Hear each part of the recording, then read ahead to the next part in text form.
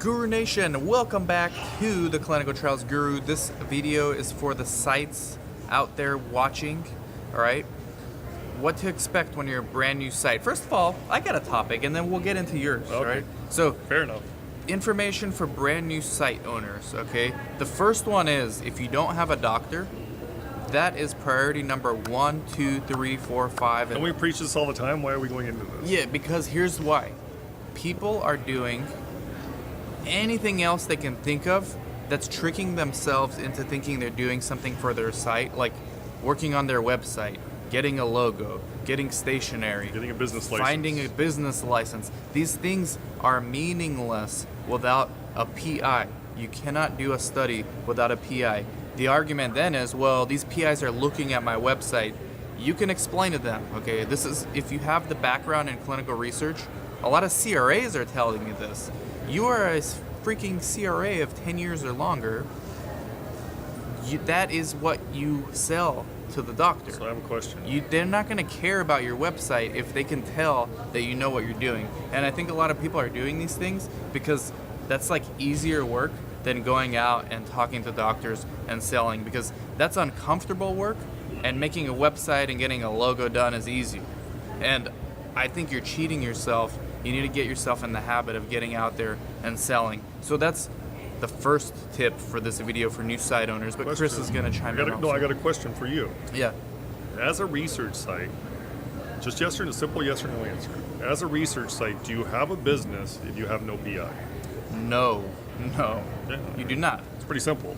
That's it. Like, you need a PI more than you need a logo or a website. Right. Anything. There's research sites out there that don't have websites. I don't recommend that. Right. They don't have logos, they don't have websites, and they make money. Yep. Okay. It's Like, fact. you do need those things, but first thing you It's need in is the process, a PI. right? It's prioritizing. It's like buying the fanciest.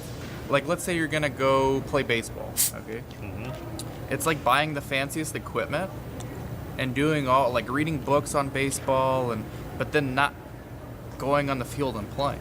Like, It's the same thing when you're a new site owner.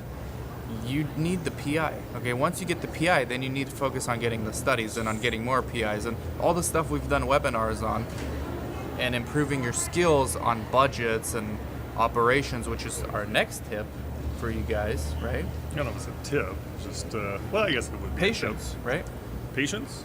Like, not the patients that you're going to enroll, but that's probably should be Like- number 2 as well. Where are you going to get the patients from? Have patience. That ties into the doctor, right? When you get a doctor, probably if you're going out and doing biz dev and you're talking to 100 doctors, probably more than one of them is going to want to work with you. So how do you select which one you start with? Patients. Different kind of patience. The patients you enroll in the study. Patients that are patients of the doctor. Ideally, you want a physician to be your PI that has a patient database Yes. of his or her own. Yes. That's the easiest way to be able to fill your studies with patients. So that's, I guess, a sub-tip from the previous tip. But now, let's say you got that all taken care of, And you have your first study. and now you have your first study, which we can do a 2-hour webinar on how to get studies, which we're not going to get into. We have done. But you're going to have to start doing that too. We have done webinars. And on we that. have done webinars on that. What's the next one? Well, I received a question yesterday All right. in terms of, well, here's the context. It's been 2 weeks since we signed contract. I haven't received my startup fee. That was the context Okay. of Yes. the email. Yes. Right? It's been 2 weeks. Where's my money? Money. Yeah. Right. And some people are watching and saying, okay, well, what's wrong with that? It doesn't work that way.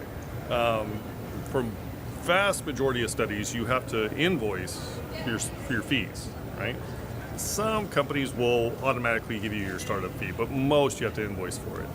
And once you submit that invoice, you're looking at probably, I would say on average, 2 months to receive that startup fee. Maybe a little less, but 30 to 90 days in that realm, right?